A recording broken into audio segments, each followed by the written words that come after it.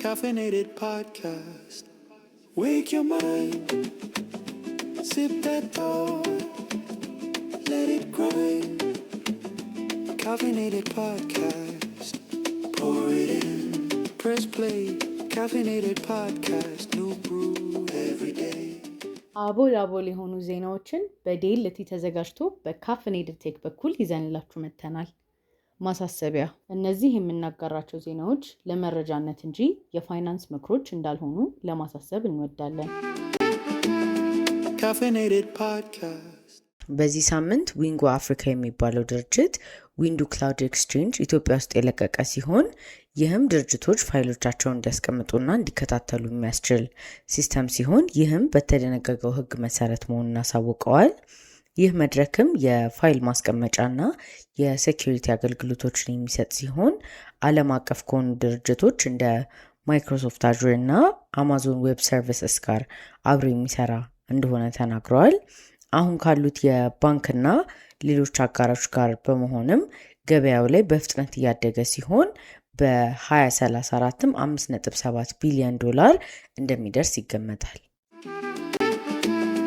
Caffeinated podcast. ኢትዮጵያ የገዳ ስፔሻል ኢኮኖሚክ ዞን ወደ ዘርፈ ብዙ አገልግሎቶች የተቀየረ ሲሆን ይህም ሎጂስቲክ አገልግሎቶችና የነፃ ንግድን ያካተተ ሲሆን ይህም የድሬዳዋን ነፃ ንግድ ዞን የተከተለ ነው። እንቅስቃሴው ዲዩቲ ፍሪ የሆነ የንግድ እንቅስቃሴ እንዲኖር ማድረግና ለኢንቨስተሮች ሳቢ እንዲሆን ማድረግ ነው።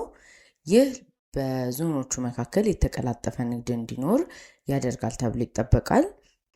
ይህ የሚያሳየውም የድንበር ጋር በተያያዘ ያለው እቅድና የማኑፋክቸሪንግ ንግድና አገልግሎት በአንድነት እንዲያድጉ የሚያደርግ መሆኑን አሳውቀዋል። Caffeinated podcast.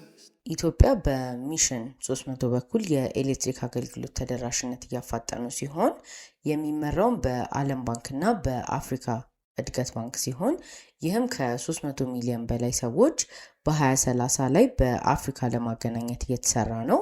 እስካሁንም ከ100 ሚሊዮን የአሜሪካ ዶላር በላይ ፈንድ በዘ ሮክፌለር ፋውንዴሽን እና በግሎባል ኤነርጂ አሊያንስ ፎር ፒፕል ኤንድ ፕላኔት የተሰኙ ድርጅቶች የተገኘ ሲሆን ይህም ያሉትን ፕሮጀክቶች ለማፋጠን እና የግል ኢንቨስተሮችን ለመሳብ በተጨማሪም የኤሌክትሪክ አቅርቦትና የንጹህ ምግብ አቅርቦት ላይ እንዲሰራ ሲሆን ይህም የኢኮኖሚ እድገቱ ላይ ዋና መሰረት እንደሆኑ አሳውቀዋል። Caffeinated podcast. የኢትዮጵያ ፊንቴክ ዛቢያ እያደገ ሲሆን ይህም ከተዘጋ ሲስተም ወደ በፍጥነት እያደገ ያለ የዲጂታል ምህዳር ማደጉ ተነግሯል። ወደ 50 የሚጠጉ ስታርታፖች ያሉ ሲሆን እነዚህም በዲጂታል ኢትዮጵያ 2030 ስትራቴጂ መሰረት በኢትዮጵያ ብሔራዊ ባንክ እየተደገፉ ሲሆን ዋና ተጫዋች የሆኑት ኢትዮ ቴሌኮም እና ሳፋሪኮምም የሞባይል ገንዘብ ጋር በፍጥነት እየተላመዱና እየተቀየሩ መሆናቸው ተገልጿል። አገራዊ የፊንቴክ ማደጉ የተለያዩ እድሎች እንዲበዙ ቢያደርግም በዚህ ሰዓት ግን የፋይናንስ አካታችነትና የልማት ስራ ማነስ አሁንም ጥያቄ እንደሆነ ነው። ለዛሬ ያዝነውን ጨርሰናል። ቀጣይ ሳምንት ከእናንተ ቡና ከኛ ዜና ይዘን እንገናኛለን። እስከ ሳምንት ቸረን ሰንብት። Caffeinated. Caffeinated. Caffeinated podcast. We're